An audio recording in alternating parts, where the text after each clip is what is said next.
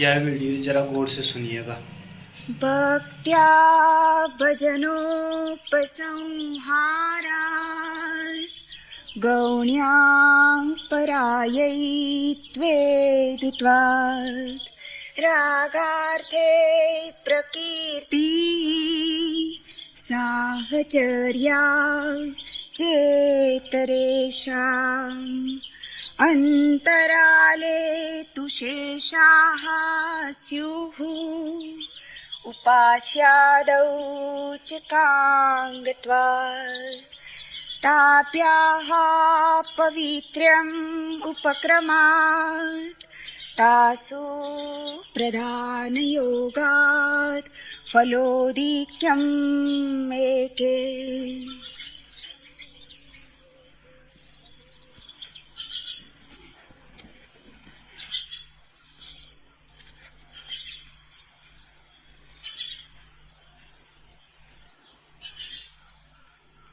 भक्ति की यात्रा को दो खंडों में बांटा जा सकता है। एक तो भक्त के हृदय में विरह की अवस्था है, वियोग की, रुदन की, और फिर दूसरी भक्त के हृदय में योग की अवस्था है, मिलन की, हर्ष उन्माद की। एक तो जब भक्त तलाश रहा है, भगवान की कोई झलक नहीं मिलती, अंधेरे में टटोल रहा है, गिरता है, उठता है, फिर गिरता है, फिर उठता है। कई बार भरोसे का धागा हाथ से छूट जाता है। कई बार अंधेरा आत्यंतिक मालूम होता है कि सुबह कभी भी नहीं होगी। लेकिन ये क्षण संदेह के आते हैं और चले जाते हैं। सुबह की यात्रा, सुबह की खोज जारी रहती। इन सारी स्थितियों के बावजूद भक्त तलाशता रहता है। ये आधी यात्रा है। फिर आधी यात्रा आनंद उत्सव की है। जब मिलन हो गया, मिलन की घड़ी घट गई। पहले क्षणों में भक्त प्रमुख है, भगवान गौण है। जिसे जाना नहीं वह गौण होगा ही, जिसे पहचाना नहीं वह प्रमुख कैसे हो सकता है। भक्त मिटना चाहता है, मगर किसमें मिटे उसकी तलाश करता है, जैसे गंगा तलाश करती सागर की। मिटना चाहती, खोना चाहती। इस जगत में वे ही धन्य भागी हैं जो मिट पाते हैं, जो उस शरण को उपलब्ध हो जाते हैं जहां मिटना सुगम है। वे ही धन्य भागी हैं और वे ही हैं जो मिट गए। विरोधाभास लगेगा, लेकिन जीवन का अंतरंग विरोधाभासों से भरा है। यही तो अर्थ है कहने का कि अस्तित्व रहस्यपूर्ण है। यहां जो हैं वे नहीं है, और जो मिट गए हैं वे ही है। यहां जिसने अपने को बचाया उसने गंवाया, और जिसने अपने को गंवाया उसने पाया। यहां जीत हार में बदल जाती है, यहां हार जीत हो जाती है। भक्त मिटने चला है, मगर अभी उस जगह का भी पता नहीं, उस द्वार का भी पता नहीं जिस द्वार पर मिटना हो जाएगा। तलाश रहा है, भक्त अपनी मौत खोज रहा है। इसलिए भक्त होने के लिए साहस चाहिए। साधारणतः लोग सोचते हैं कायर लोग धार्मिक हो जाते हैं। गलत है उनकी धारणा। कायर कभी धार्मिक नहीं हो पाते। कायर तो धार्मिक हो ही नहीं सकता। दुस्साहसी चाहिए, मिटने की क्षमता चाहिए। भक्ति तो आत्मघात की कला है। तुम मिटोगे तो ही परमात्मा हो सकेगा। तुम जरा भी बचे तो उतनी ही बाधा शेष रह जाएगी। तुम्हारे होने में बाधा है तो भक्त रोता है, पुकारता है, चीखता चिल्लाता है, छाती पीटता है, गिर गिर पड़ता है, सारा हृदय विषाद से भरा होता है। इस विषाद में कभी कभी दूर के तारे भी उग आते हैं और इस विषाद में कभी कभी फूल की सुगंध भी नासापुटों तक आ जाती है। इस विषाद में कभी कभी उस परम की ध्वनि भी सुनी जाती है, उसका तैरता संगीत भी कभी कभी आ जाता है। पर ऐसी घड़ियां बहुत कम होती, और जब होती भी हैं तो प्यास को बुझाती नहीं और जलाती और जगाती, क्योंकि जरा जरा सा जो स्वाद लगता है वो और तड़पाता है। एक आध बूंद प्यासे के कंठ में पड़ जाए तो प्यास बढ़ जाती, घटती नहीं। भरोसा बढ़ता है, प्यास भी बढ़ती। इस प्रथम अवस्था को जो पार कर सके वही दूसरी अवस्था को पाता है, मिलन की। विरह की अग्नि में जो जले वही मिलन के योग्य हो पाता है। विरह की ये अवस्था परीक्षा की अवस्था है। अगर दिल भर के रोए ना, पुकारा ना, तो कभी पा ना सकोगे। पहली अवस्था में कंजूसी की, दूसरे से दूर रह जाओगे। ये मार्ग कृपण के लिए नहीं, कायर के लिए नहीं। साहस चाहिए और अकृपण भाव चाहिए। सब भांति सर्वस्व चरणों में रख देने की क्षमता चाहिए। इस अवस्था में भगवान तो दूर होता है, दूर की ध्वनि की भांति, दूर से आती सुगंध की भांति। भगवान तो 1% होता है, भक्त 99% होता है। दूसरी घड़ी जब घटती है तो भक्त 1% रह जाता है और भगवान 99% हो जाता है। ये दो अवस्थाएं तो शब्दों में कही जा सकती हैं। तीसरी अवस्था है जिसको कहा नहीं जा सकता, जब भक्त बचता ही नहीं और भगवान ही बचता है। वह परम फल है। आज के सूत्र इस दिशा में तुम्हारे लिए सहयोगी होंगे।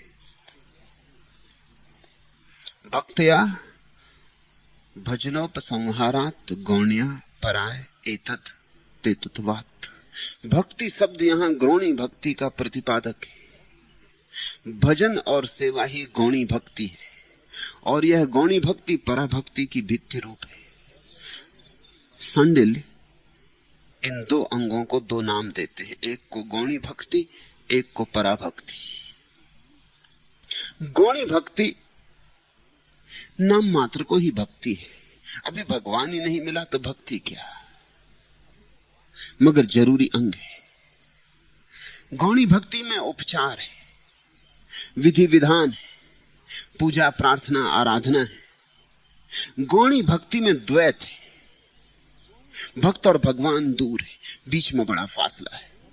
अभी सेतु भी नहीं बना, लेकिन भक्त ने इस किनारे से उस किनारे को पुकारना शुरू किया है।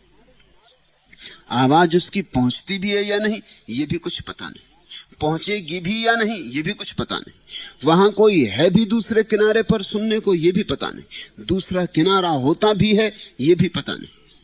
जिसमें इतना साहस हो, इतनी श्रद्धा हो, हजार संदेह खड़े होंगे। क्यों समय व्यर्थ करते हो? किसे पुकार रहे हो? आकाश चुप मालूम होता है, उत्तर तो आता नहीं। उस किनारे से कोई इशारा तो मिलता नहीं। हजार संदेह उठेंगे, स्वाभाविक है। इतनी श्रद्धा चाहिए कि तुम उन संदेहों को पार कर जाओ। इतनी श्रद्धा चाहिए कि उन संदेहों के बावजूद तुम आगे बढ़ जाओ।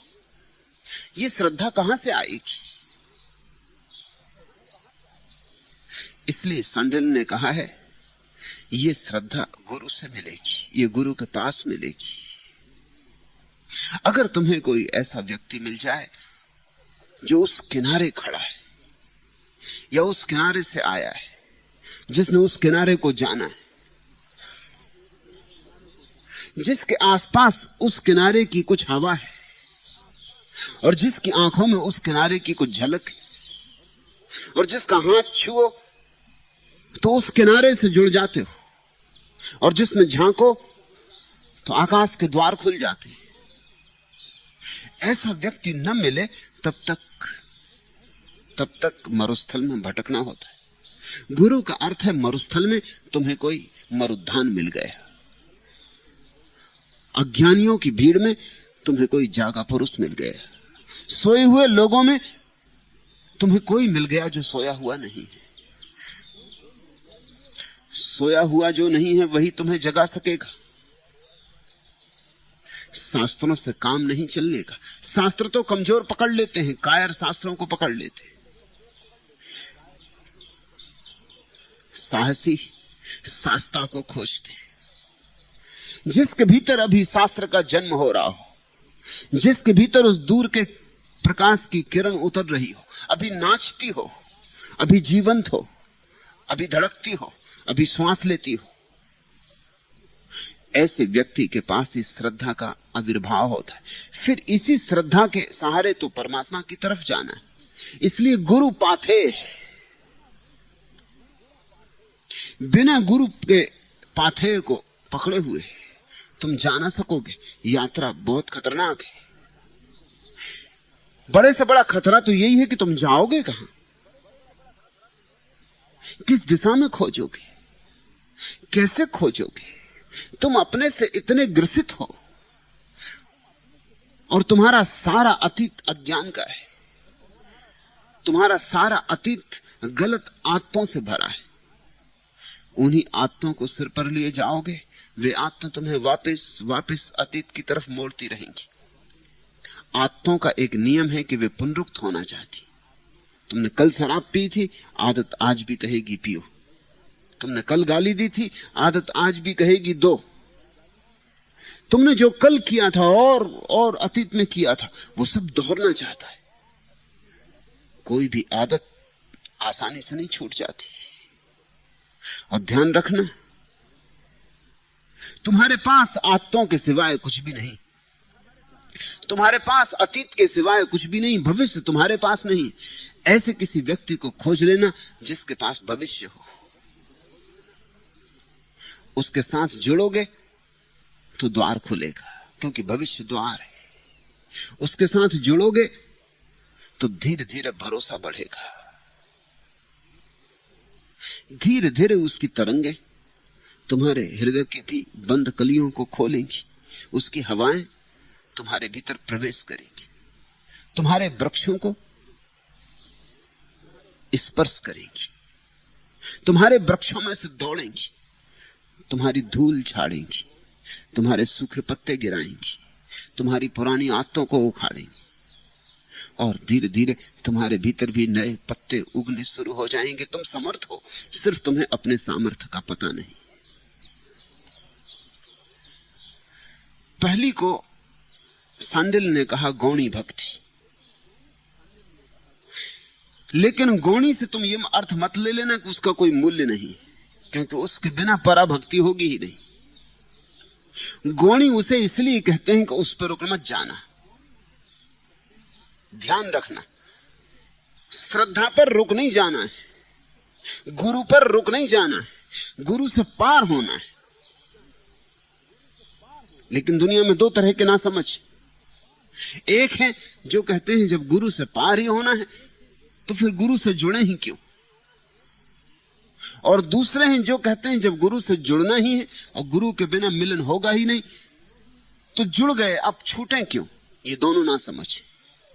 गुरु तो सीढ़ी है, एक दिन उसे पकड़ना पड़ता है, एक दिन उसे छोड़ देना पड़ता है, तो ही तो सीढ़ी का उपयोग हो पाएगा। चढ़ भी गए सीढ़ी से और आखिरी सोपान पर जाकर सीढ़ी को पकड़ के बैठ रहे तो सार क्या हुआ। सीढ़ी तो गंतव्य नहीं। तो कुछ हैं जो अपने अहंकार के कारण गुरु को नहीं पकड़ पाते, और कुछ हैं जो अपने लोभ के कारण गुरु को पकड़ तो लेते हैं लेकिन छोड़ नहीं पाते। लोभ और अहंकार, दो बातों से सावधान रहना। गौणी इसीलिए कहा है कि यह अंत नहीं है, यात्रा का प्रारंभ है, अनिवार्य प्रारंभ है, इससे बचा नहीं जा सकता है। गौणी भक्ति में भजन और सेवा,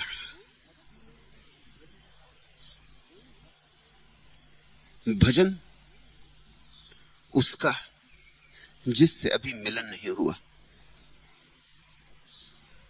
जिससे अभी पहचान नहीं हुई, उसकी पुकार।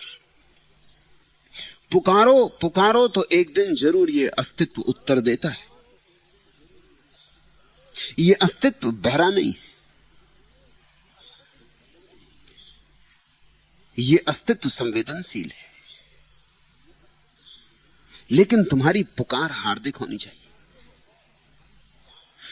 तुम पुकारते हो और कोई नहीं सुनता, उसका सिर्फ इतना ही अर्थ है कि तुम्हारे पुकार के पीछे तुम जाएगा, लेकिन अभी तुम उत्तर के योग्य नहीं, अभी तुमने प्रश्न भी ठीक से नहीं पूछा, तुम्हारा प्रश्न भी उधार है, तुम्हारा प्रश्न भी अपना नहीं, तुम्हारे प्रश्न में भी प्राण नहीं, तुम्हारा प्रश्न कचरा है। कचरा प्रश्नों के उत्तर नहीं आते अस्तित्व से। लेकिन जब भी तुम ऐसा कोई प्रश्न पूछोगे जिसमें तुम अपने जीवन को लगाने को तैयार हो,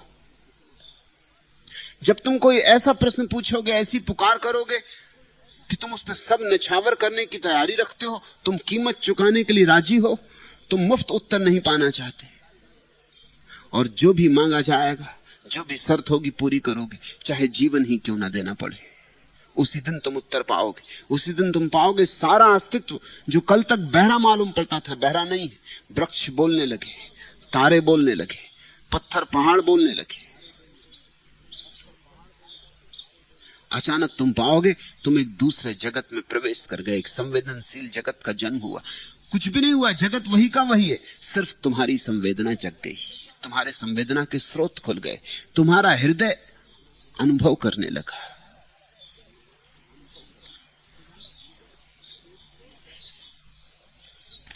मेरी तो हर सांस मुखर है, प्रीत तेरे सब मौन संदेशे। एक लहर उठ उठकर फिर ललक ललक तट तक आती है, ललक ललक तट तक जाती है, किंतु उदासीना युग युग से भाव भरी तट की छाती है। भाव भरी यह चाहे तट भी कभी बढ़े तो अंचित क्या है। मेरी तो हर सांस मुखर है, प्रिय तेरे सब मौन संदेश है। भक्त ऐसा अनुभव करेगा, मेरी तो हर सांस मुखर है,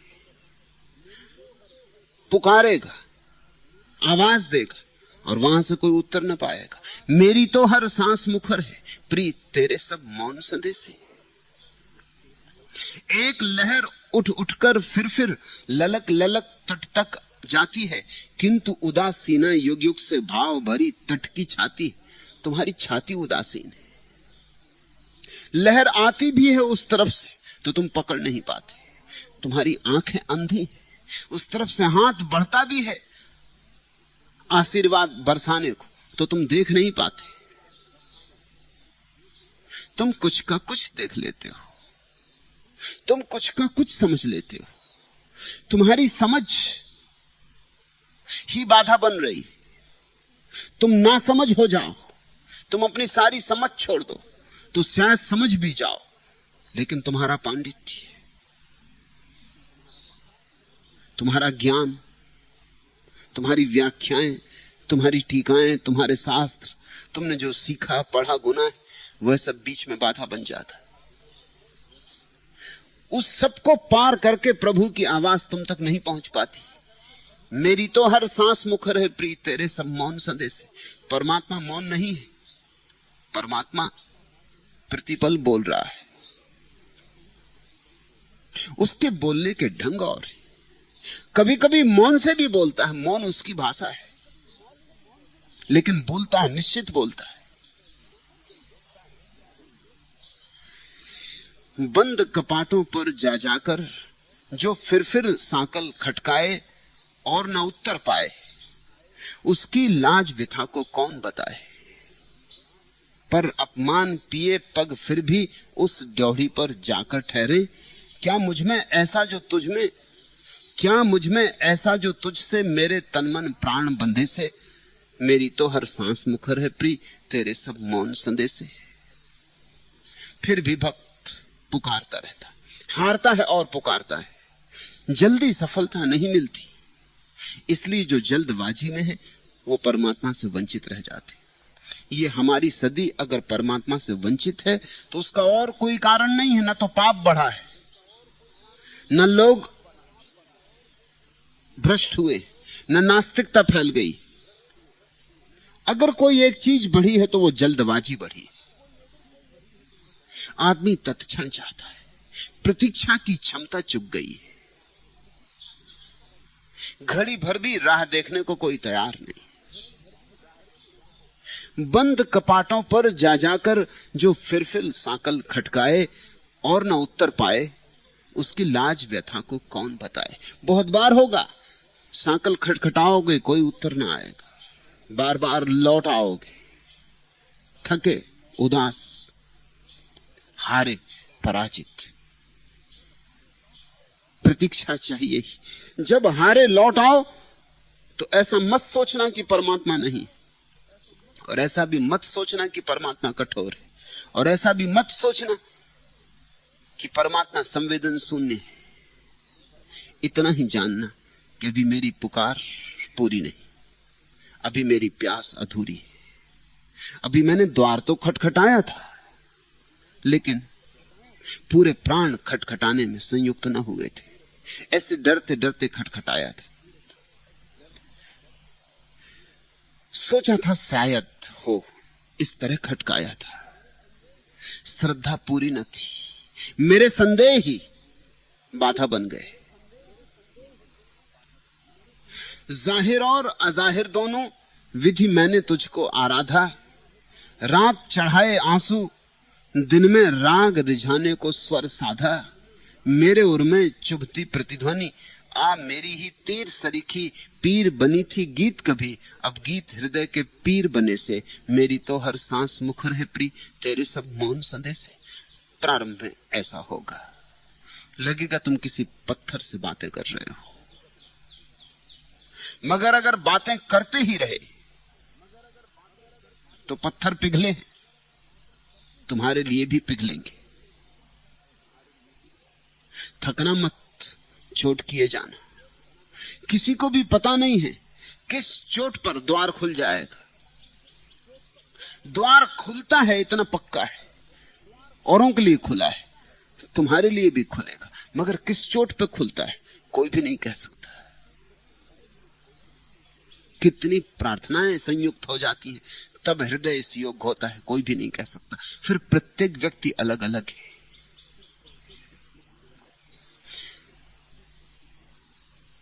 पुकारो,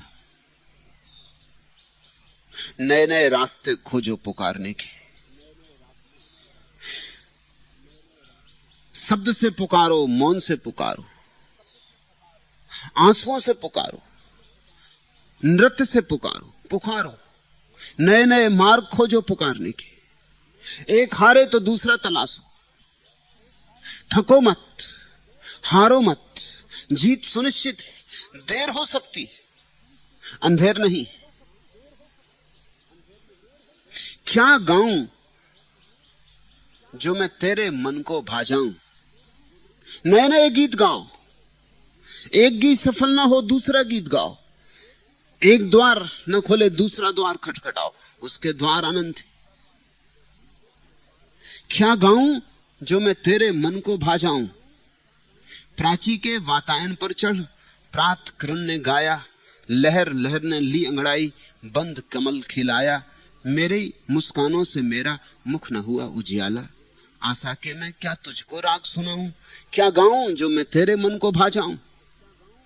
कमल खिल जाता है, तुम क्यों ना खिलोगे। कली फूल बन जाती है, तुम क्यों ना बनोगे। पक्षी गा उठते, तुम क्यों ना गा उठोगे। अपने पर थोड़ी श्रद्धा चाहिए।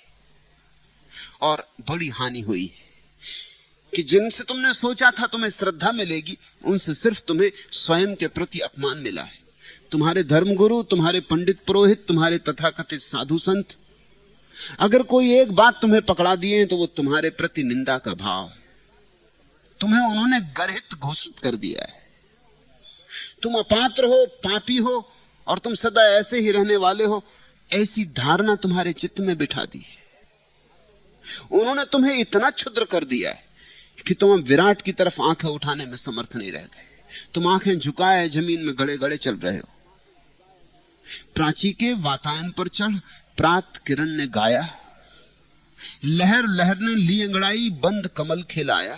तुम भी खिलोगे, सुबह की किरण तुम्हें भी जगा सकती है, लेकिन थोड़ा आत्मसम्मान संभालो। तुम फूलों से गए बीते नहीं हो। कौन कमल तुमसे ज्यादा मूल्यवान है? तुम सहस्त्रार हो, तुम्हारे भीतर सहस्त्रदल कमल है। तुम्हारी झील में जो कमल खिल रहा है वैसा किसी झील में न कभी खिला है न खिल सकता है। झीलों के कमल साधारण है, तुम्हारे भीतर चेतना का कमल खिलने को तत्पर बैठा है। लेकिन अगर एक मार्ग से हार जाओ तो हताश मत हो जाना।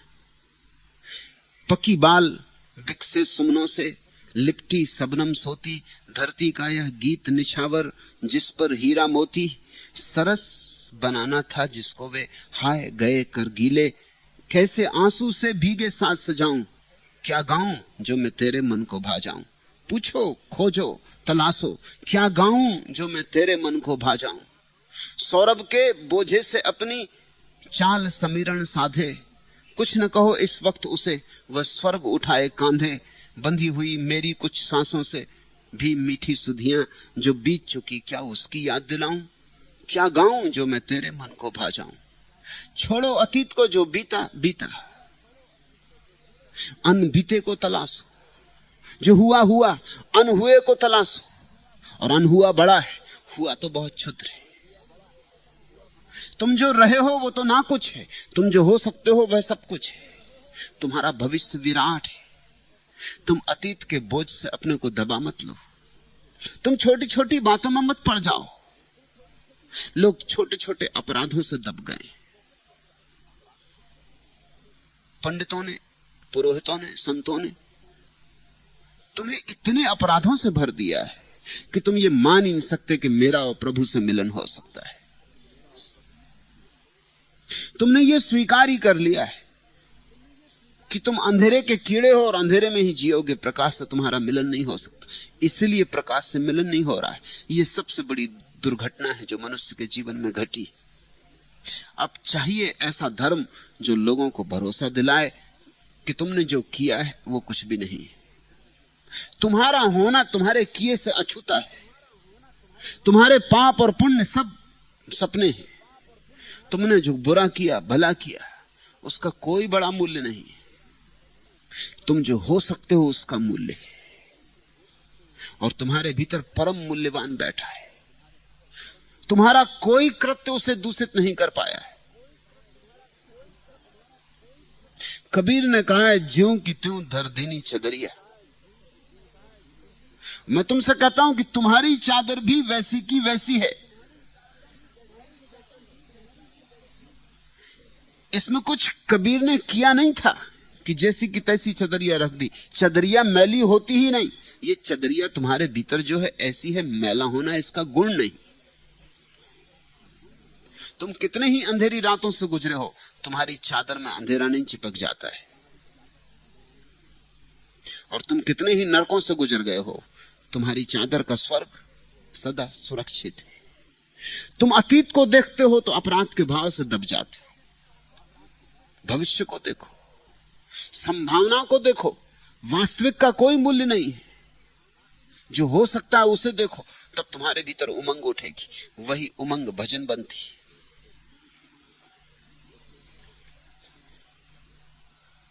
भजन और सेवा। सेवा का क्या अर्थ? सांडिल के सूत्रों पर जिन्होंने टीकाएं लिखी हैं, उन्होंने लिखा है सेवा का अर्थ है मंदिर में भगवान की जो मूर्ति है उसकी सेवा, ये झूठा अर्थ। मूर्ति को सेवा की कोई जरूरत नहीं। तुम नाहक समय खराब कर रहे हो। जीवित परमात्मा चारों तरफ मौजूद है। सेवा करनी हो इसकी करो। मैं तुमसे यह कहना चाहता हूं, जब तुम अपने बच्चे की सेवा कर रहे हो, अपनी पत्नी की, अपने पति की, अपने पिता की, अपने मां की, अपने पड़ोसी की, अपनी गाय की, अपने घोड़े की, अपने पौधे की, तब तुम परमात्मा की सेवा कर रहे हो। मंदिर की मूर्ति ने तुम्हें खूब धोखा दे दिया, वो सस्ती सेवा है। और मंदिर की मूर्ति को तुम जानते हो पत्थर है, इसलिए सेवा भी कराते हो, और भीतर तुम जानते हो पत्थर पत्थर है। इसे झुटलाओगे कैसे? इसलिए तुम्हारी सेवा कभी भी हार्दिक नहीं हो पाती। जीवंत चारों तरफ मौजूद है। तुम कहां जा रहे हैं? किस मंदिर में, किस मस्जिद में, किस मूर्ति की तलाश कर रहे हो? परमात्मा तुम्हारे घर आया हुआ है, तुम मंदिर जा रहे हो। परमात्मा तुम्हारे बेटे में मौजूद है, तुम्हारी मां में, तुम्हारे पिता में, तुम्हारी पत्नी में। लेकिन नहीं, पत्नी, पिता, मां, बेटा, ये तो जंजाल है, ये तो माया है। ये बड़े मजे की बात है। ये माया है, वो पत्थर की मूर्ति जो मंदिर में रखी है वो सत्य। आदमी कैसे धोखे खड़े कर लेता है। जीवंत झूठा है और मुर्दा सच है। और वो मुर्दा भी इन्हीं जीवंतों ने बनाया है। किसी मूर्तिकार ने गढ़ा है, किसी पुजारी ने फूल चढ़ाए। इन मुर्दों के द्वारा, इन झूठों के द्वारा बनाया गया परमात्मा सच हो गया है, और बनाने वाले झूठ हो गए। नहीं, मैं तुम्हें सेवा का वही अर्थ देना चाहता हूं जो सांडिल्य का रहा होगा। भजन करो, खोजो, गीत गाओ, पूछो कि मैं किस तरह गाऊं कि तुझे लुभा लूं, कि तुझे बाजाऊं। नए नृत्य सीखो, नए ध्यान सीखो, और चारों तरफ जो परमात्मा मौजूद है इसकी सेवा में लग जाओ। ये गौणी भक्ति।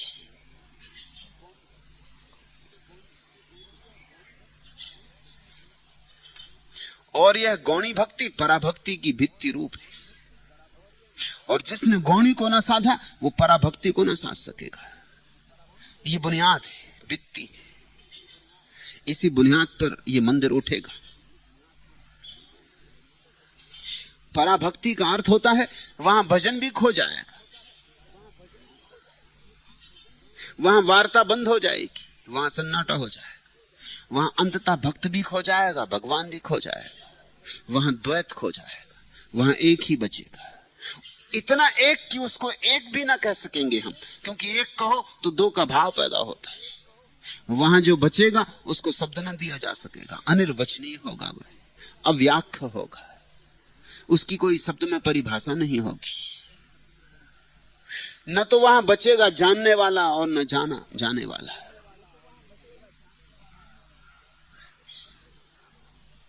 एक शून्य विराजमान होगा, और उस शून्य में पुण्य का नृत्य होगा। वह अलौकिक है। उसकी अलौकिकता की घोषणा के लिए उसको परा कहा है। वो पार और पार। वह हमारे सारे अनुभवों का अतिक्रमण कर जाता है। हमारा कोई अनुभव उसके संबंध में सूचना नहीं दे सकता। हमने अब तक जो जाना है, जो अनुभव किया है, वो सब उसके सामने व्यर्थ हो जाता है। हमारी भाषा पंगु होकर गिर जाती, हमारी बुद्धि अवाक होकर ठिठक जाती, हमारा हृदय नहीं धड़कता।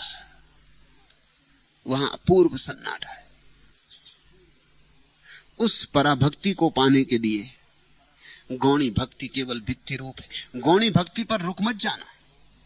गौणी भक्ति से गुजरना जरूर है, मगर गुजर जाना है। अब दो तरह के लोग हैं। अधिक लोग गौणी भक्ति में उलझे रह गए, वो भजनी कीर्तन करते रहते, वो पराभक्ति की बात ही भूल गए।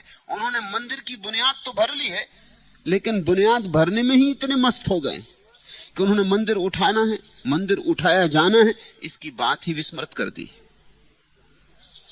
बस अपनी बुनियाद भरे बैठे, उसी बुनियाद की पूजा कर रहे हैं। मंदिरों की मूर्तियों में जो पूजा में लगे हैं वे बुनियाद में ही उलझे। एक तो इस तरह के लोग हैं जो गौणी भक्ति में उलझ कर रह गए। गौणी भक्ति उनके लिए पराभक्ति का आधार नहीं बनी, पराभक्ति के लिए अवरोध बन गई। और दूसरे कुछ ऐसे लोग हैं जो जरा सोच विचार वाले हैं, जिनमें बुद्धि की थोड़ी प्रखरता है। वे कहते हैं गौणी में हम जाएं क्यों, हम सीधे परा में जा रहे हैं। वे वेदांत की बड़ी ऊंची चर्चा करते हैं, अद्वैत की बातें करते हैं, लेकिन उनकी बातें फिजूल हैं। वे मंदिर उठाने की बातें करते हैं, मंदिर के शिखर की बातें करते हैं, स्वर्ण शिखरों की चर्चा करते हैं, लेकिन बुनियाद नहीं रखी गई।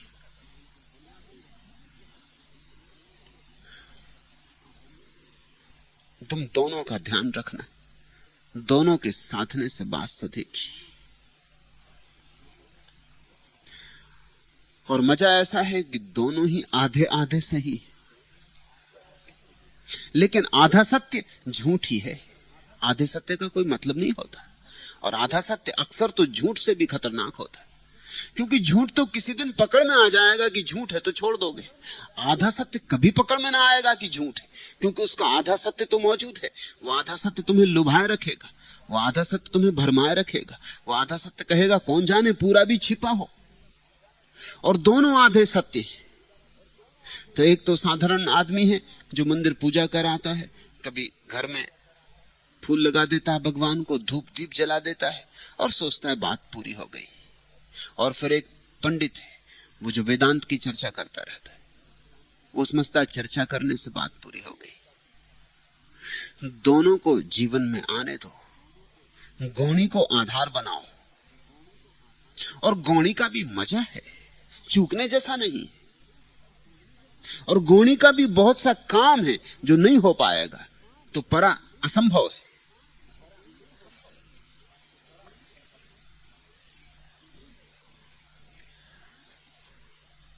गौणी भक्ति में तुम किसी को देखोगे तो तुम्हारा मन होगा कहने का कि पागल है। कोई आदमी एकांत में बैठा भगवान से बातें कर रहा है तो तुम पागल ही कहोगे ना, वहां कोई भी तो नहीं। इसी तरह तो पागल बातें करते रहते हैं, कोई भी नहीं है और बातें करते रहते हैं। और ये आदमी भी बातें कर रहा है और कोई दिखाई तो पड़ता नहीं, तुम्हें दिखाई नहीं पड़ता। ऐसे निष्कर्ष मत लेना, ऐसे निष्कर्ष घातक है। ऐसे निष्कर्षों से उस आदमी का कोई नुकसान नहीं होता, तुम्हारा नुकसान हो रहा है। क्योंकि ऐसे निष्कर्षों के कारण अगर तुमने ये सोचा कि ये पागलपन है तो तुम कभी इस दिशा में द्वार न खटखटाओगे और वहीं से मार्ग जाता है। सुनते ही मुस्कुरा उठी गुलशन में हर कली, वादे सवा ने उससे खुदा जाने क्या कहा। जब तक तुम भी कली की तरह मुस्कुराओगे ना, खिलोगे ना, तब तक तुम जान भी ना पाओगे कि सुबह की हवा क्या कह जाती कली को, कि कली एकदम मुस्कुराने लगती, कि कली के ओंठों पे एकदम मुस्कुराहट फैल जाती। तुम्हें हवा तो दिखाई नहीं पड़ती, हवा का संदेश भी समझ में नहीं आता। उस संदेश को समझने के लिए कली होना जरूरी है, उसके बिना कोई उपाय नहीं। कली ही जानती उस भाषा को, कली ही खोल पाती उस राज को जो हवा उसके कानों में गुनगुना जाती। तुम तो बाहर से खड़े हो, पत्थर की तरह तुम देख रहे हो, चट्टान की तरह तुम पड़े हो। तुम्हें चौंकना होगा ही, तुम्हें विस्मय होगा ही, पता नहीं क्या मामला चल रहा है, ये कली क्यों हंसने लगी, पागल होगी। अगर भक्त तुम मुस्कुराते देखोगे, अगर भक्त को तुम हंसते देखोगे, खिलखिलाते देखोगे, भक्त को रोते देखोगे, तो तुम्हें बड़ी अड़चन होगी। सुनते ही मुस्कुरा उठी गुलशन में हर कली, वादे सवा ने उससे खुदा जाने क्या कहा। तुम यही सोचोगे पागल हो गया यह व्यक्ति। गौणी भक्ति में स्थिति पागल जैसी हो जाती है। और तुम उससे पूछोगे कि क्या तुझे हुआ है, तो जैसे कली चुप रह जाती है वैसे वो भी चुप रह जाए, क्योंकि जो उसे हो रहा है वो कुछ ऐसा है, कहे तो कैसे कहे। और कहता है तो सदा पाता है कि जो कहा वह गलत हो गया, कहते ही गलत हो गया। जो कहना चाहा था वो पीछे ही छूट गया, कुछ का कुछ कह दिया, इसलिए चुप रह जाता है। सवाल सुन के किसी ने जवाब तक ना दिया। तेरी गली में हर एक बेजवान लगे हैं मुझे, उसकी गली में जो प्रवेश किया वो बेजवान हो जाता है।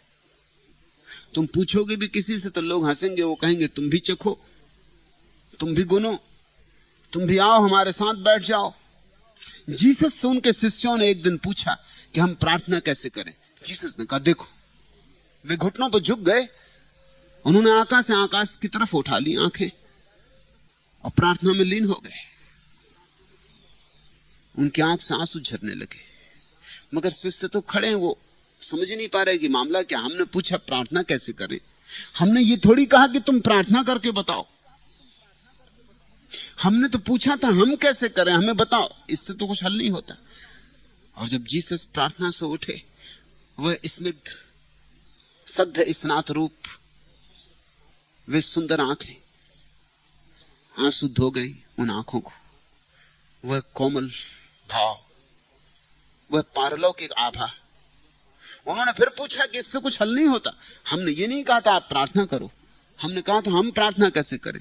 जीसस ने कहा बस मैं प्रार्थना करके बता सकता हूं, तुम भी ऐसे ही करो, और कुछ भी नहीं कहा जा सकता। प्रार्थना करने वाले से प्रार्थना सीख लो। प्रार्थना करने के वाले के पास बैठ बैठ के तुम भी प्रार्थना में धीरे धीरे डूबो, डुबकी लगाओ, प्रार्थना को संक्रामक होने दो। अन्यथा तेरी गली में हर एक बेजवान लगे हैं मुझे, वहां कुछ कोई बताने वाला नहीं मिलेगा। भक्ति के मार्ग पर जो गया है वो धीरे धीरे बेजवान हो जाता है। और भक्त चाहता भी नहीं कि बुद्धि की बकवास में पड़े, क्योंकि भक्त को एक अनुभव रोज रोज होने लगता है। जब भी वो बुद्धि के खेल में पड़ता है तभी उसकी प्रार्थना टूट जाती, खंडित हो जाती। जब भी वो बुद्धि के जाल में उलझ जाता है तभी परमात्मा से दूर पड़ जाता है। फिर प्रार्थना पुकारे पुकारे नहीं उठती, बुलाए बुलाए नहीं आती, फिर बड़ी मेहनत करनी पड़ती तब कहीं प्रार्थना खुलती। क्योंकि प्रार्थना और बुद्धि बड़े अलग केंद्र है। प्रार्थना उठती हृदय से, बुद्धि चलती सिर में। सिर को प्रार्थना का कोई पता नहीं है, हृदय को तर्क का कोई पता नहीं है। इसलिए अगर तुम भक्त से पूछोगे भी कि तू ये क्या करता है, क्या है तेरा भजन, तो वो चुप रहेगा, मुस्कुराएगा, हंसेगा, इधर उधर की बातें करेगा, लेकिन भजन के संबंध में कुछ कहेगा नहीं। ज्यादा होगा तो भजन गा के सुना देगा। वही जीसस ने किया। खुदा करे कि न टूटे तिलिस्म जौ के नजर, जुनून पे अक्ल अगर छा गई तो क्या होगा। वो चाहता नहीं कि उसकी मस्ती टूट जाए, और मस्ती में कहीं बुद्धिमत्ता छा गई तो फिर क्या होगा, क्योंकि दोनों बातें बड़ी विपरीत है। बुद्धिमान मस्त नहीं हो पाता, और मस्त को सब बुद्धिमानी छोड़ देनी पड़ती। मगर यही तो मैं तुमसे कहना चाहता हूं, इस जगत में बुद्धिमानी जो छोड़ दे वही बड़े से बड़ा बुद्धिमान है।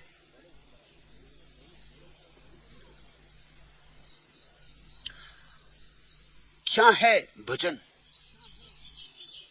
बहुत सी बातें हैं भजन। हृदय का भाव है, आंसुओं की वर्षा है, पैरों का नृत्य है। मगर जानोगे तो ही, नाचोगे तो पता चलेगा नाच क्या है। नाचने वाले को नाचते देखकर भी तुम बाहर ही बाहर हो, तुम्हें वह तो कभी पता नहीं चल सकता जो नाचने वाले को पता चल रहा है। तुम ज्यादा से ज्यादा भाव भंगिमाएं देख लोगे बाहर से। यहां लोग आ जाते हैं कुछ दर्शकों की भांति, जो दर्शक की भांति यहां आता है वो बड़ा मूड है। मेरे पास आके वो कहते हैं कि ये मामला क्या है, लोग नाचते गाते शोरगुल मचाते, इससे क्या होगा। उसकी भी बात ठीक है, बाहर से देखेगा तो उसे लगेगा इससे क्या होगा, दूर से खड़े होकर देखेगा तो उसे लगेगा ये सब पागलपन है। इसमें बुद्धिमानी कहां है? इसमें एक और ही तरह की बुद्धिमानी है जिसका तुम्हें अनुभव नहीं है। इसमें मस्ती है, मादकता है, इसकी अपनी शराब है, ये पीने वाले को ही पता है। तुम जब शराबी को शराब पीते देखते हो तो तुम्हें बाहर से लगता है क्यों पागल हुआ जा रहा है, ऐसा क्या हो सकता है इसमें, क्यों इतना मस्त हुआ जा रहा है। पियोगे तो जानोगे, स्वाद के अतिरिक्त अर्थ नहीं खुलता। भजन क्या है? ठहरते ही नहीं आंखों में आंसू, चमक कर टूटते हैं आप गिने।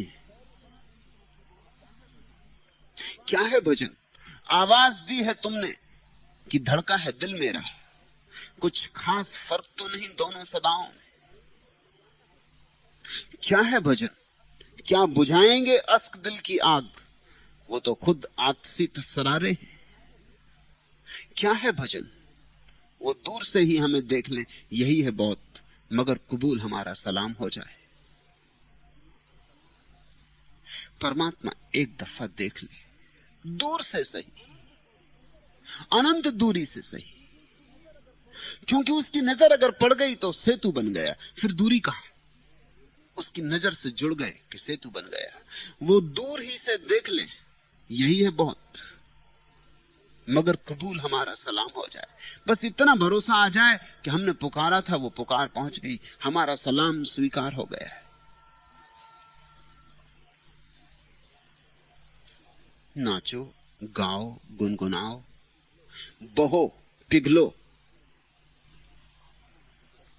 आंसू में अमृत है।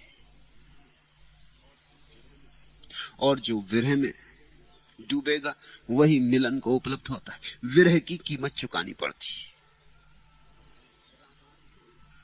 रागार्थे प्रकृति साहचर्यात चाहे इतरे सान, नमस्कार और नाम कीर्तन आदि अनुराग के अर्थ है।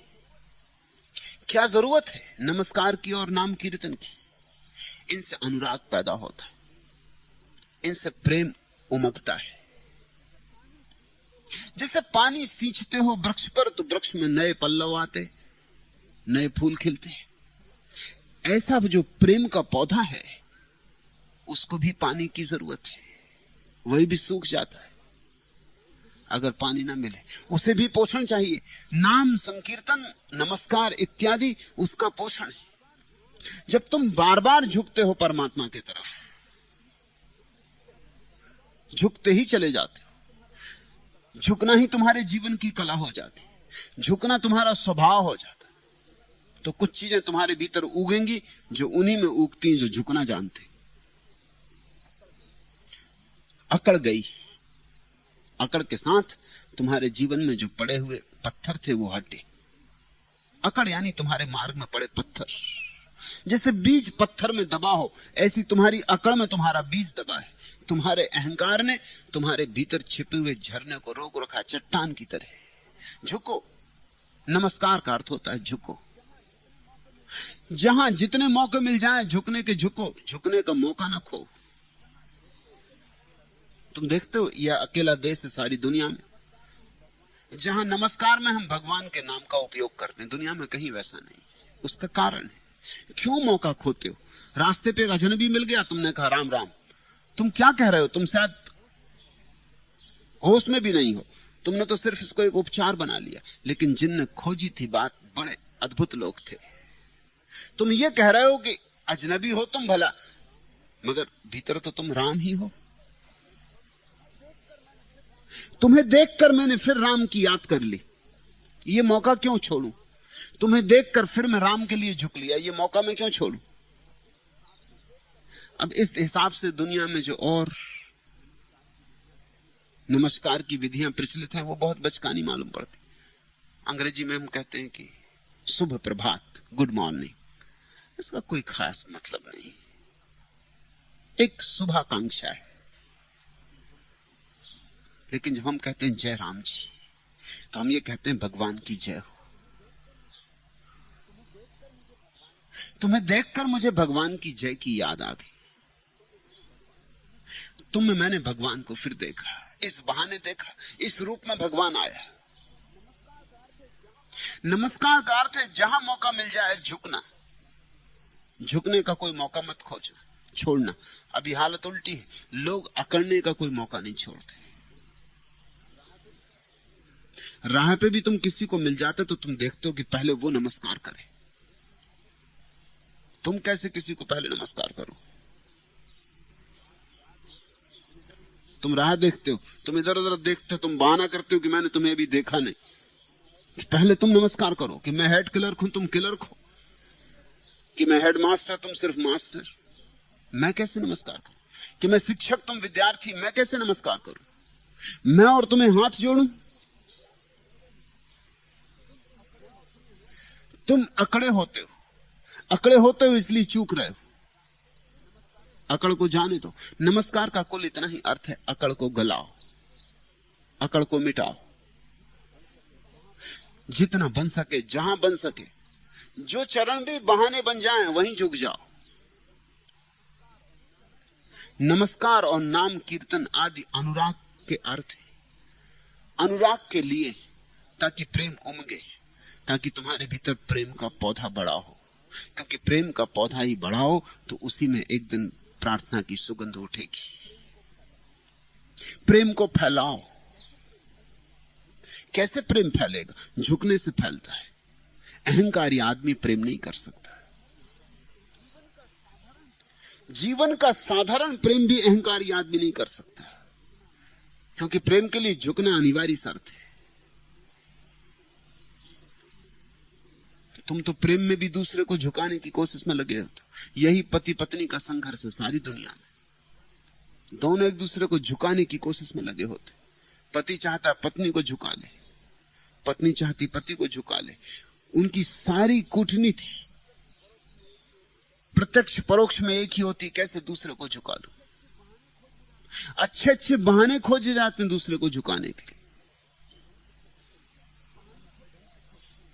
पत्नी अपने ढंग से खोजती, उसके ढंग स्त्रीण होते,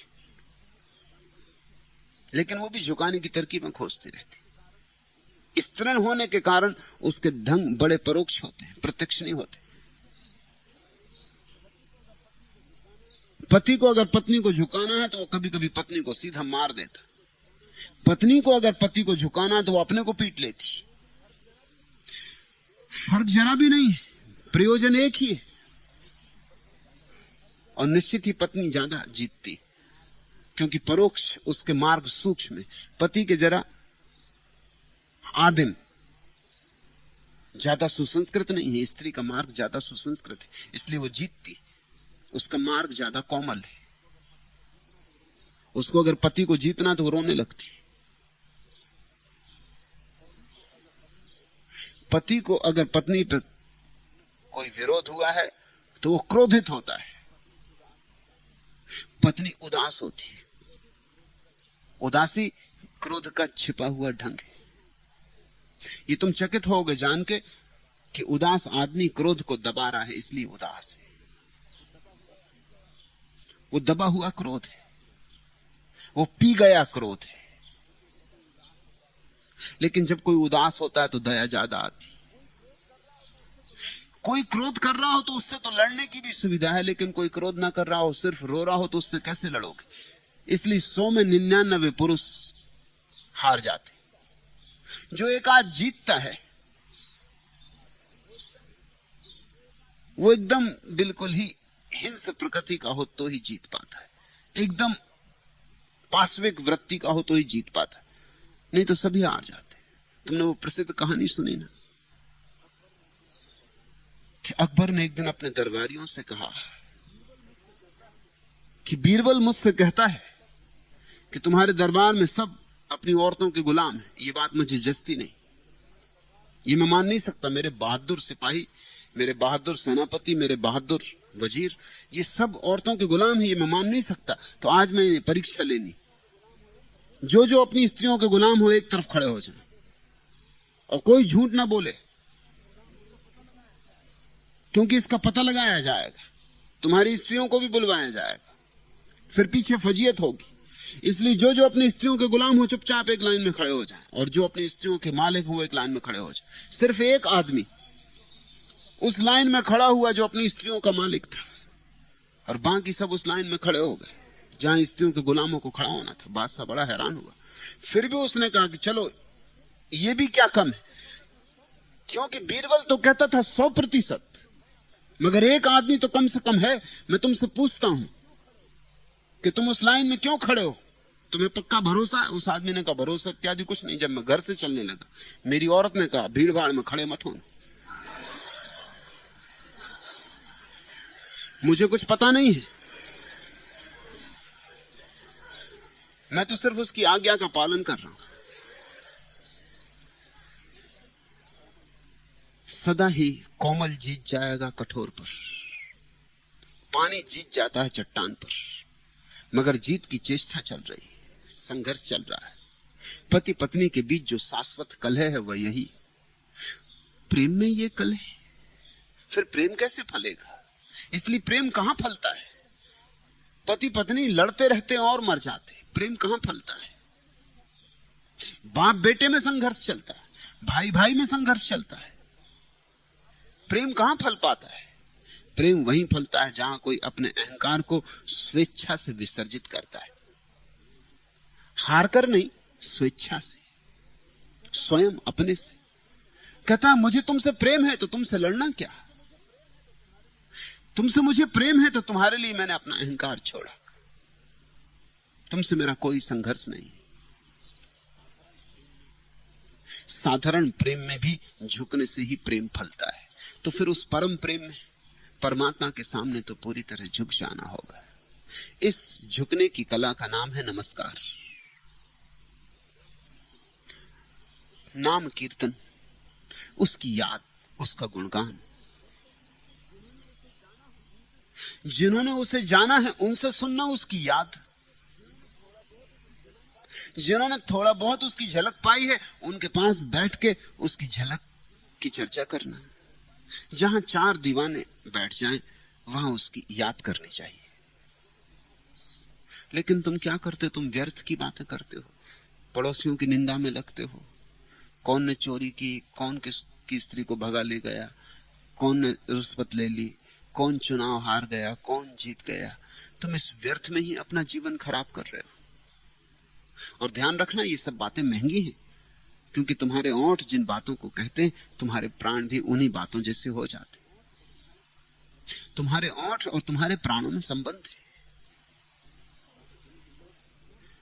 पुराने दिनों में लोग सुबह उठ के प्रभु का स्मरण करते थे दिन की यात्रा शुरू करने को। भरी दोपहरी में थोड़ी क्षण खोज लेते थे कि फिर प्रभु का स्मरण कर लें बीच बाजार में। रात सोने के पहले थके मांदे, लेकिन फिर भी प्रभु का स्मरण करके सोते थे। ऐसे प्रभु की याद से सब तरफ से अपने को घेरे रखते थे। अब वो सुबह उठते से ही अभी मुंह भी नहीं धोया, अखबार मांगते, तो अखबार आया कि नहीं, जिसे रात भर अखबार की प्रतीक्षा करते रहे। और अखबार में तुम भली भांति जानते हो क्या होगा, वही कूड़ा करकट, वही का वही रोज रोज।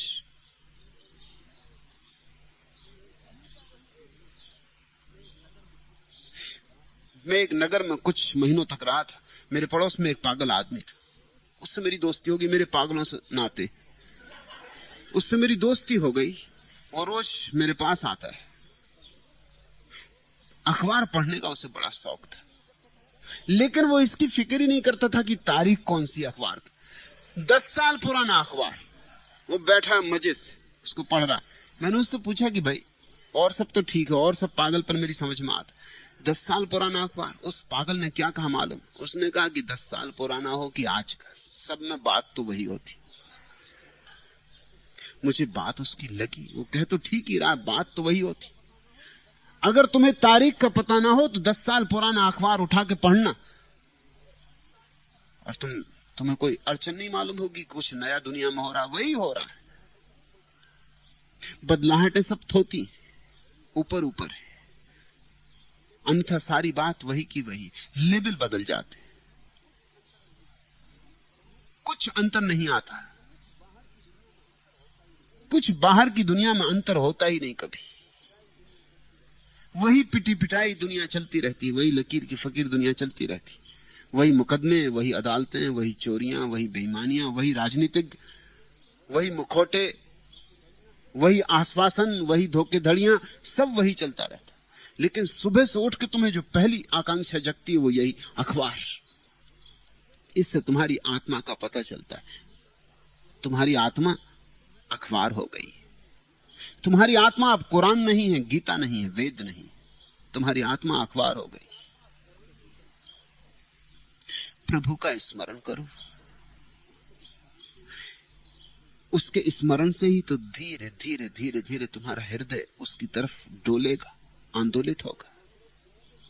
उसकी खबर रोज रोज सुनोगे, उसकी बात रोज रोज करोगे, कितनी देर तक रोके रहोगे? एक ना एक दिन खोज शुरू करनी ही पड़ेगी।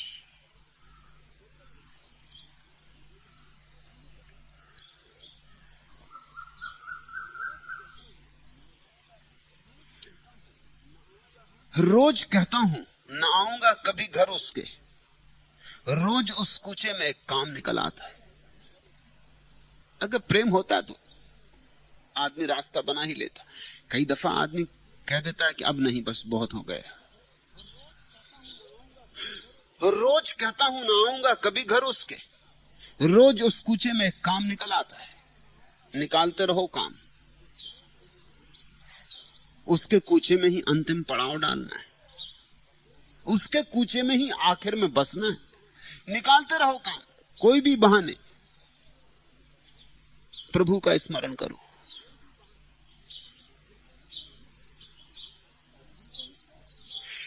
मंदिर को ही क्यों झुकते हो? रास्ते में गुरुद्वारा पड़ जाए उसको भी झुको।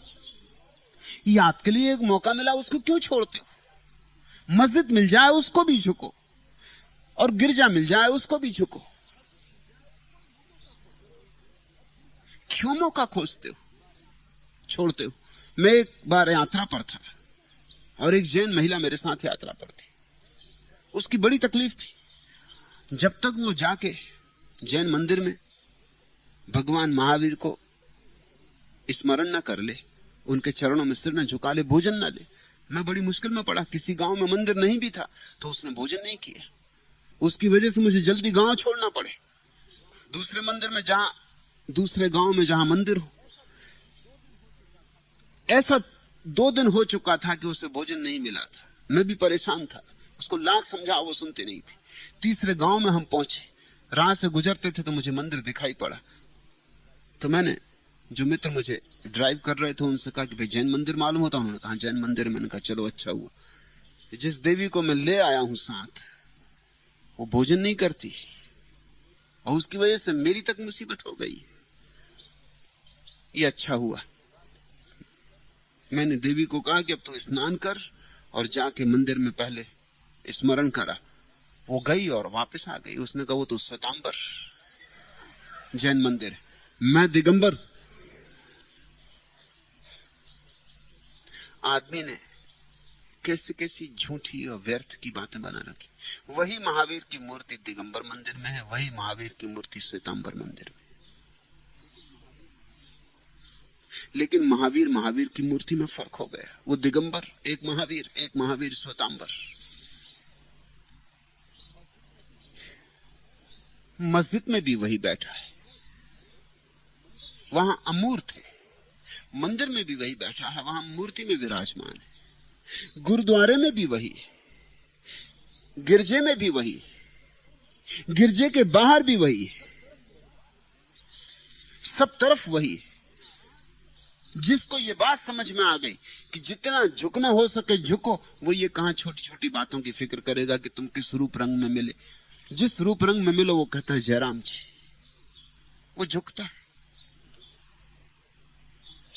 इसी झुकने से धीरे धीरे पत्थर टूट जाता, तुम्हारे भीतर की अकड़ मिट जाती।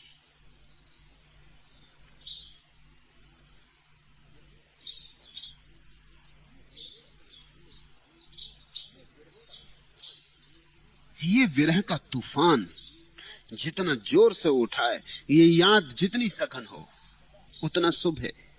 ए ना खुदा, यह देखा है दरिया का मौजीजा, साहिल पे फेंक देते हैं तूफान कभी कभी। ये चमत्कार भी घटता है। ए ना खुदा, यह देखा है दरिया का मौजीजा, ये चमत्कार देखा है कभी। साहिल पे फेंक देते हैं तूफान कभी कभी। तूफान सदा ही नहीं डुबाते, कभी कभी साहिल पे फेंक देते, किनारे पे फेंक देते। नाव तूफान की वजह से किनारे पे आके लग जाती। ये विरह का तूफान ही मिलन के किनारे पर ले आता है। मगर तूफान को उठाओ, कंजूसी मत करो, सब तूफान में लगा दो, उठने दो अंधड़। अंतराले तू शेषा सयो उपास्यादयो चा कांडत्वाद। गीता में भी इस उपासना कांड रूप गौणी भक्ति का वर्णन। सांडिल कहते हैं जो मैं कह रहा हूं उसकी गवाह है शास्त्रों में भी है, गीता में भी कृष्ण ने यही कहा है।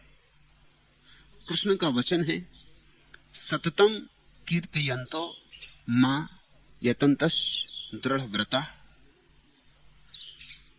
नमस्यन्तश मां मक्तया नित्य युक्ता उपास्ते ज्ञान यज्ञेन चाप्यन्ये यजन्तो मापुपास्ते एकत्वेन पृथकत्वेन बहुधा विश्वतो मुखम। कोई कोई भक्त मेरा गुण कीर्तन करके, कोई कोई दृढ़ नियम युक्त तपस्या करके, कोई कोई भक्ति पूर्वक मुझे प्रणाम करके, कोई कोई सर्वदा एक मन होकर ध्यान करके, कोई ज्ञान यज्ञ द्वारा मेरी उपासना करके, कोई कोई अहंकार रहित होकर दास रूप से मेरी पूजा करके, और कोई कोई भक्त मुझे सर्वात्मक जान के नाम रूप से ही मेरी उपासना किया करते। लेकिन ये सभी मार्गों से चलने वाले लोग उसी एक गंतव्य पर पहुंच जाते।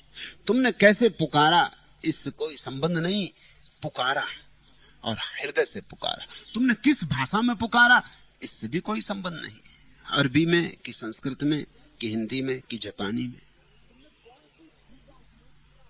तुमने कौन सी विधि का उपयोग किया, कुरान की या उपनिषद की?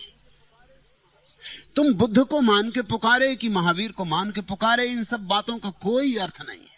अर्थ सिर्फ एक बात का है जिस पर सारी बात निर्भर होती, तुमने जो किया वो हृदय से किया या नहीं, बस वही सारी बात निर्णय होती। हृदय से पुकारो तो सब भाषाएं उस तक पहुंच जाती, और बिना हृदय के पुकारते रहो तो फिर तुम चाहे शुद्ध संस्कृत में बोलो चाहे शुद्ध अरबी में, कुछ भी नहीं पहुंचता। टूटी फूटी भाषा भी उस तक पहुंच जाती। तोलस्ताय की बड़ी प्रसिद्ध कहानी, रूस का जो सबसे बड़ा पुरोहित था, उसे खबर मिली, खबर रोज मिलने लगी थी, बढ़ने लगी थी खबरें, कि पास की एक झील के किनारे 3 फकीर रहते जो बिल्कुल बेपढ़े लिखे और गंवार है, जिन्हें प्रार्थना करना भी नहीं आता। उनके लोग दर्शन करने जाते, वहां बड़े चमत्कार होते। वो तो बड़ा नाराज हुआ। उसने एक दिन नाव ली, नाव में बैठ के उस किनारे गया।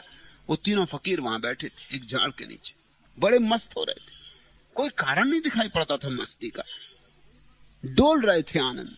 उसने कहा कि बंद करो ये डोलना, जानते हो मैं कौन हूं? उन्होंने कहा कि हमें कुछ पता नहीं आप कौन है, अगर आप बताएं तो हम जान लेंगे कि आप कौन है। उन्होंने कहा कि मैं सबसे बड़ा पुरोहित हूं। उन तीनों ने उसके चरणों में सिर रख दिया। तब तो वो निश्चिंत हो गया कि ये मूढ़, इनको क्या चमत्कार आता होगा और क्या इनको भक्ति आती होगी, लोग इनके पीछे नाहक पागल हो रहे हैं, ये तो मेरे चरणों में सिर रख रहे हैं। उसने पूछा कि तुम्हारी क्या साधना है, तुम्हारे पीछे भीड़ क्यों आती? उन्होंने कहा हम साधना जानते ही नहीं। तुम प्रार्थना क्या करते हो? उस पुरोहित ने पूछा।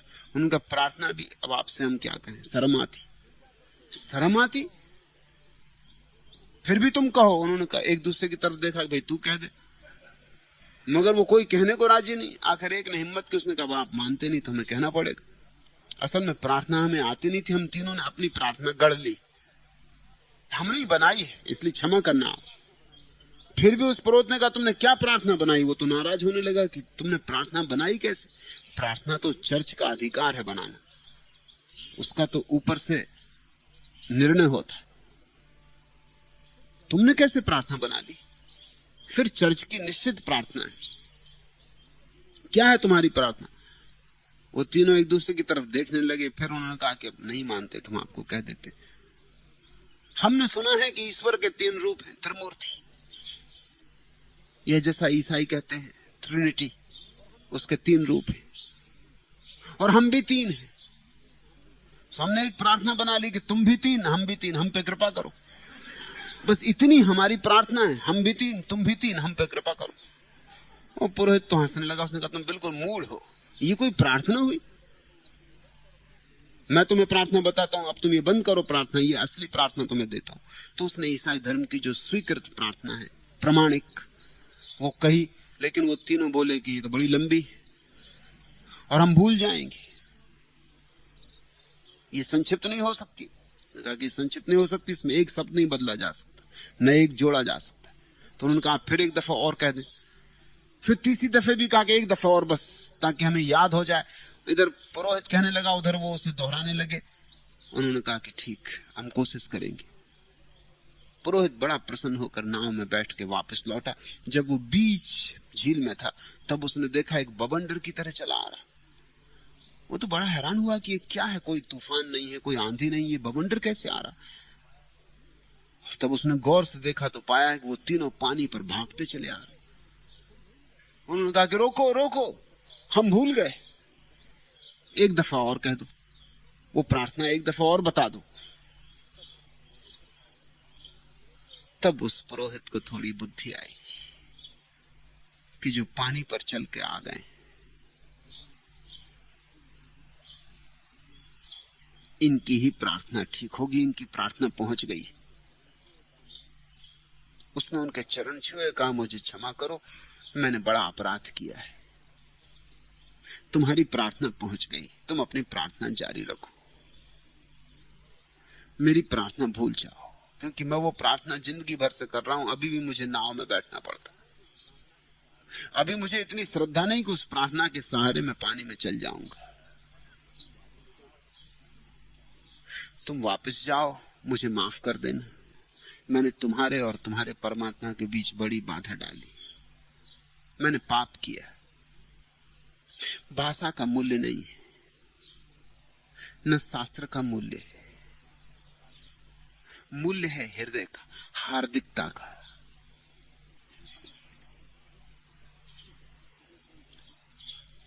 इसलिए कृष्ण कहते हैं कोई किसी ढंग से आए, किसी बहाने आए, किसी मार्ग से आए, किसी दिशा से आए, सब मुझ तक पहुंच जाते। परमात्मा परम शिखर है, पहाड़ पर बहुत रास्ते शिखर की तरफ जाते, तुम किसी भी रास्ते से चल पड़ो, बस चलते रहना, पहुंच जाओगे। रास्तों की इतनी मूल्यवत्ता नहीं है जितना लोग समझ बैठे। लोग इतना झंझट मचा के रखते हैं कि कौन सा रास्ता ठीक। रास्ता ठीक नहीं होता, चलने वाला ठीक होता या गलत होता है। रास्ते तो बस रास्ते, रास्ते तो मुर्दा है। चलने वाला हो तो गलत रास्तों से पहुंच जाता हो, ना चलने वाला हो तो ठीक रास्तों पर भी मकान बना लेता, वहीं बैठ कर रह जाता। ठीक और गलत रास्ते क्या होंगे? मैं तुम्हारी दृष्टि बदलना चाहता हूं। मैं तुमसे कहना चाहता हूं चलने वाला ठीक होता है या गलत होता है। कब ठीक होता है? जब वो जो कर रहा है उसके पीछे उसका हृदय होता है। और कब गलत होता है? जब वो ऊपर ऊपर करता है, पीछे हृदय का साथ नहीं होता, तब गलत होता है। हृदय पूर्वक जो भी किया जाए वह परमात्मा के चरणों तक पहुंच जाता है।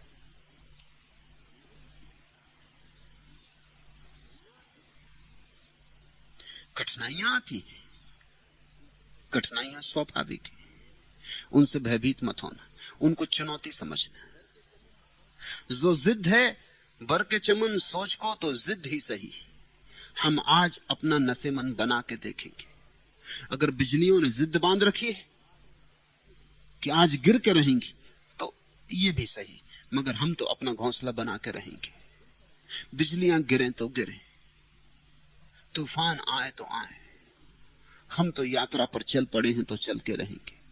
सारी विपरीत अवस्थाओं को चुनौती समझना, उन्हीं चुनौतियों को स्वीकार कर करके तुम्हारे भीतर दृढ़ता पैदा होती, उन्हीं चुनौतियों से गुजर के तुम निखरते हो, तुम कुंदन बनते हो आग से गुजर कर, और कोई उपाय नहीं।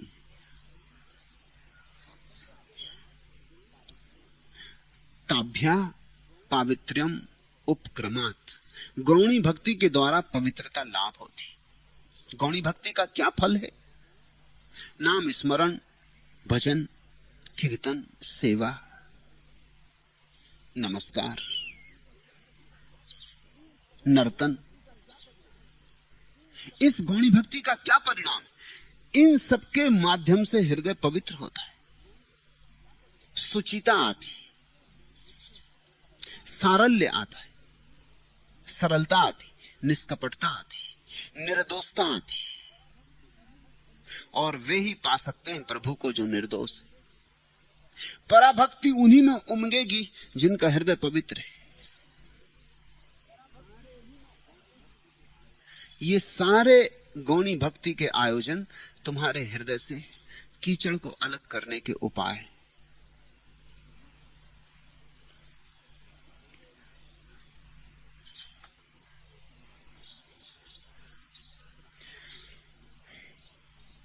प्रार्थना के इन क्षणों में कई बार जैसे बादल छट जाएंगे, आकाश खुल जाएगा, सूरज चमक आएगा, फिर बादल गिर जाएंगे। ऐसा बहुत बार होगा, अनंत बार होगा। लेकिन एक बात निश्चित होने लगेगी कि बादल कितने ही घिरे, अंधेरा फिर आ जाए, सुबह होती है, और बादल कितने ही गिर जाएं, सूरज नष्ट नहीं होता, और मैं कितना ही परमात्मा को भूल जाऊं तो भी याद वापस लौट आती। बहुत बार भूलोगे, बहुत बार भटकोगे, कोई एक ही कदम में नहीं पहुंच जाता है, कई बार रास्ता चूक जाएगा। लेकिन अगर हृदय खोजने के लिए तत्पर है, अगर तुमने तय ही कर रखा है कि जो जिद है बर के चमन सोच को, तो जिद ही सही, हम आज अपना नसेमन बना के देखेंगे, तो नसेमन बनेगा। दस्ते तन्हाई में ए जाने जहां लर्जा है, तेरी आवाज के साए तेरे ओंठों के शराब। दस्ते तन्हाई में दूरी के खसो खाक तले खिल रहे हैं तेरे पहलू के समन और गुलाब। उठ रही है कहीं कुर्बस्त तेरी सांस की आंच, अपनी खुशबू में सुलगती हुई मध्यम मध्यम, दूर उफक पार चमकती हुई कतरा कतरा, गिर रही है तेरी दिलदार नजर की सबनम। इस कदर प्यार से ये जाने जहां रखा है, दिल के रुखसार पे इस वक्त तेरी याद ने हाथ। यूं गुमा होता है गर्च है अभी सुबह फराक, ढल गया हिज्र का दिन, आ भी गई वस्ल की रात। साधारण प्रेमियों को तो ऐसा होता ही है, असाधारण प्रेमियों को भी ऐसा ही होता है। प्रेम के अनुभव एक ही जैसे हैं। साधारण प्रेम का अनुभव बूंद जैसा है, परमात्मा के प्रेम का अनुभव सागर जैसा है, लेकिन मौलिक रूप से कुछ भेद नहीं है, मात्रा का भेद है। करोड़ गुना है परमात्मा का प्रेम। लेकिन तुमने अगर प्रेम कभी जाना है, अगर तुम किसी स्त्री की याद में तड़फे हो या किसी पुरुष की याद में रोए हो, तो तुम जानोगे कि प्रार्थना क्या है, पूजा क्या है। इस कदर प्यार से ये जाने जहां रखा है, दिल के रुखसार पे इस वक्त तेरी याद ने हाथ। जब उसकी याद तुम्हें घेर लेगी, जब उसकी याद तुम्हें स्पर्श करेगी, यूं गुमा होता है गर्च है अभी सुबह फिराक। अभी तो विरह की सुबह है, लेकिन ऐसा संदेह होता है, यूं गुमा होता है गर्चे है अभी सुबह फिराक, ढल गया हिज्र का दिन। अभी सुबह ही है विरह की, अभी मार्ग पर चले ही है, लेकिन ऐसा एहसास होने लगता है कि ढल गया हिज्र का दिन, विरह के दिन समाप्त हुए, आ भी गई वस्ल की रात, और मिलन की रात आ गई। ऐसा बहुत बार होगा, और जब जब ऐसा होगा तब तब तुम्हारे जीवन में एक नया पहलू प्रकट हो जाएगा, एक ऊंचाई आ जाएगी। ऐसा बहुत बार होगा, परमात्मा से मिलने के पहले बहुत बार एहसास होगा कि आ गई मंजिल, आ गई मंजिल, फिर चूक जाएगी। ये चूकना भी तुम्हारे जीवन को निखारने का उपाय है। इसे सौभाग्य समझना। ये परीक्षा है, ये कसौटी है। और तुम हर बार पाओगे कि जब भी तुमने एक चुनौती को अंगीकार किया और एक आंख से गुजरे, तुम और पवित्र हो गए, कुछ कचरा और चल गया।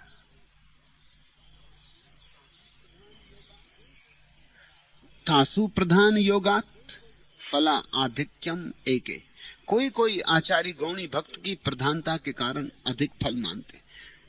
गौणी भक्ति का इतना मूल्य है कि कुछ आचार्यों ने ऐसा भी मान लिया है कि गौणी भक्ति पराभक्ति से भी ज्यादा मूल्यवान है। उनकी बात में भी थोड़ी सच्चाई है, क्योंकि बिना गौणी भक्ति के पराभक्ति तो होगी नहीं, बिना बुनियाद के मंदिर तो उठेगा नहीं। तो बुनियाद महत्वपूर्ण है कि मंदिर महत्वपूर्ण?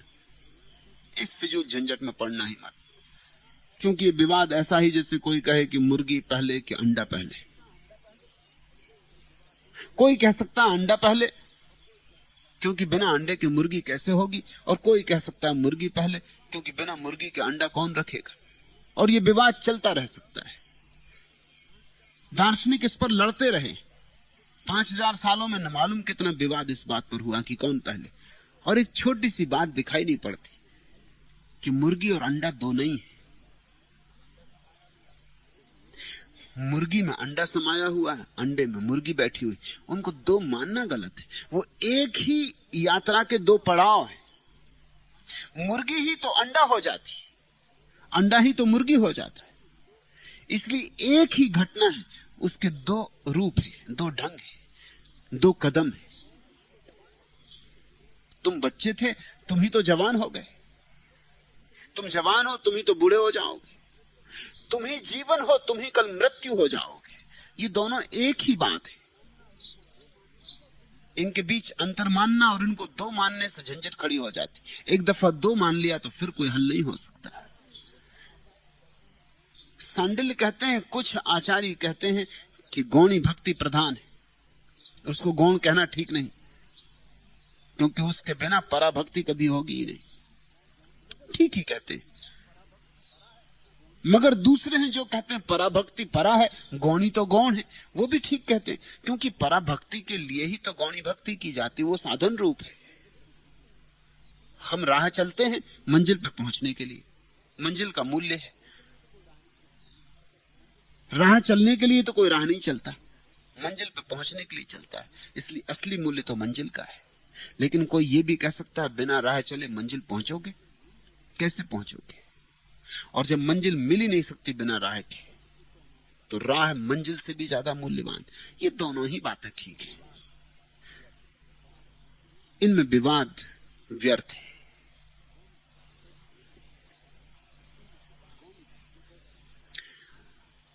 गौणी भक्ति को हृदय में बिठा लो, स्वागत से उसे मेहमान बना लो।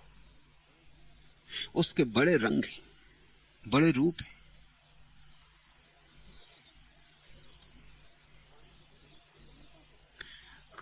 भगवान जब करीब आने लगता भक्त के, पुकारता है भक्त की मेरे करीब आओ, कि मुझे करीब लो, लेकिन जब आने लगता है तो डरने भी लगता है। कभी कभी कहता है बस और पास मत आ जाना। इससे ज्यादा पास आए तो घबराहट होती। लाऊंगा मैं कहां से जुदाई का हौसला, क्यों इस कदर करीब मेरे आ रहे हो तुम। डरने लगता है कि इतने करीब आ गए, फिर जाओगे तो फिर बहुत दुख होगा, फिर और विरह होगा। जरा दूर ही रहो। नहीं आता परमात्मा करीब तो पुकारता है, करीब आता है तो कहता लाऊंगा मैं कहां से जुदाई का हौसला। क्यों इस कदर करीब मेरे आ रहे हो तुम। शिकायतें हजार उठती हैं, शिकायतें सोचता भी है, फिर सोच सोच के ये भी सोचता है कि सार क्या शिकायतों में। शिकायत किस जवां से मैं करूं उनके ना आने की, यही एहसान क्या कम है कि मेरे दिल में रहते हैं। ऐसे समझाता है, सांत्वना देता है।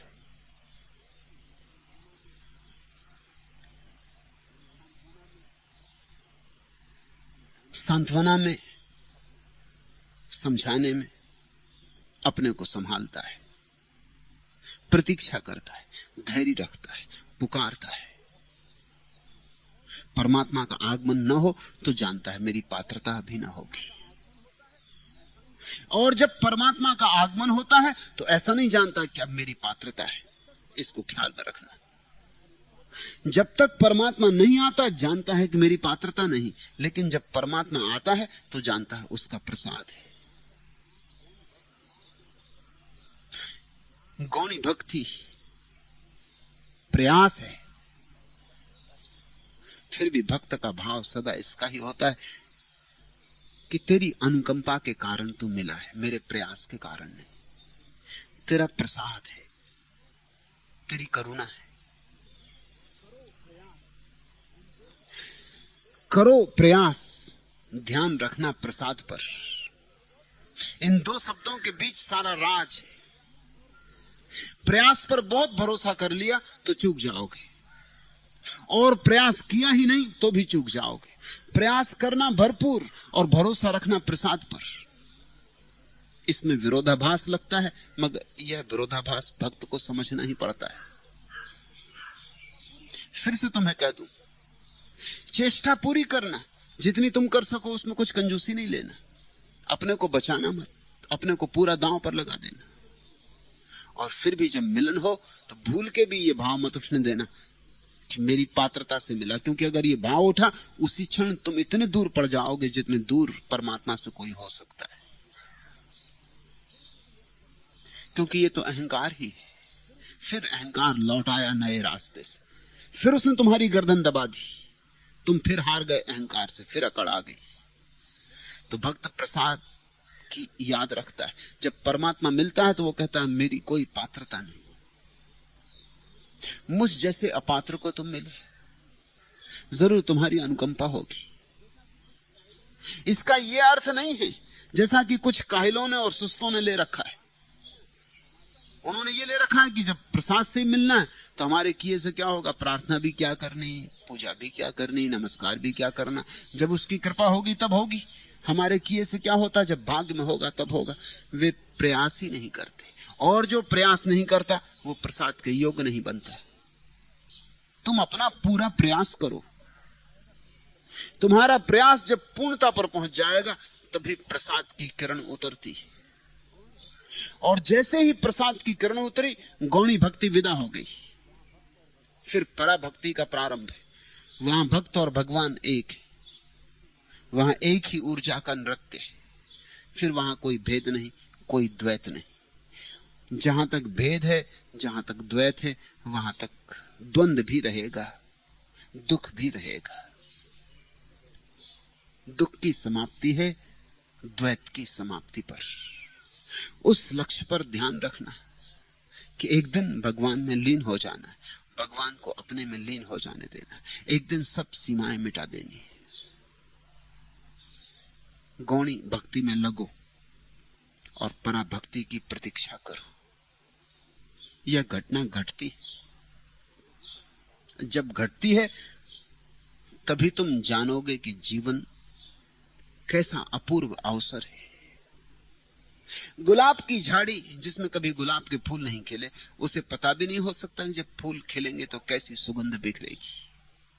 उसे यह भी ख्याल नहीं हो सकता कि मैं कैसी सुंदर हो जाऊंगी जब फूल खिलेंगे, कि कैसी महिमा का जागरण होगा, कि कैसा गौरव मेरे भीतर उठेगा, कि कैसी दुल्हन सी मैं सज जाऊंगी, फिर हवाओं में नाचूंगी, एक गरिमा होगी, फिर हवाओं में सुगंध लुटाऊंगी, एक सौरभ उठेगा, एक संगीत मुझसे जन्मेगा। उसे कुछ पता भी नहीं हो सकता जब तक गुलाब के फूल नहीं खिले, तब तक तो वो कोरी बांझ झाड़ी।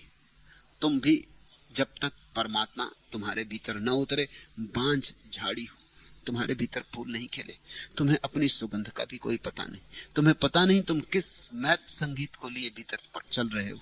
तुम्हें पता नहीं तुम्हारी हृदय की वीणा कैसे अपूर्व नाद को उठा सकती है।